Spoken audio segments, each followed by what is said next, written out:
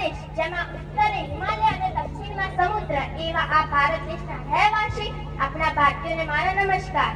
અહીંયા ઉપસ્થિત માન્ય અતિથિશ્રી, આદરણીય આચાર્યશ્રી, આદરણીય શિક્ષકશ્રી તથા ઉપસ્થિત યુવા શક્તિ અને મારા વાલા વિદ્યાર્થી ભાઈઓ બહેનો, હું તૃષિકા મારું વક્તવ્ય તમારી સામે ઉપસ્થિત કરવા માંગુ છું. ન પૂછો દુનિયાને શું આપણી કહાની છે, આપણી ઓળખ તો બસ એટલી જ છે કે આપણે હિન્દુસ્તાની છીએ, આપણે હિન્દુસ્તાની છે.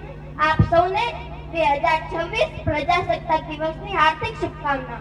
આજે આપણે બધા એક ખાસ દિવસને યાદ કરવા માટે અહીં એકત્રિત થયા છીએ.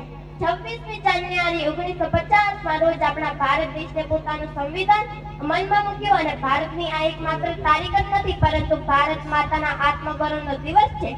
આ દિવસે ભારતીય બંધારણ લાગુ કરવામાં આવ્યું અને ભારતીય પ્રજાસત્તાકની સ્થાપના કરવામાં આવી. આ દિવસે એ મહાપુરુષોની યાદમાં ઉજવવામાં આવે છે જેને દેશ માટે આઝાદી મેળવવા પછી પણ તેને મજબૂત અને સમૃદ્ધ ગણતંત્ર બનાવવા માટે કામ કર્યું છે.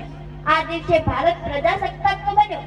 એવા વીર યોદ્ધા માટે મારે કહેવું હોય તો જીવતા છીએ તો નામનું મહત્વ, મરણ પછી તેને નનામી કહેવાય. જિંદગી કોઈની આપેલ ઉધાર છે દોસ્ત, તેને પાછી ના આપો તો તમારી ખામી કહેવાય.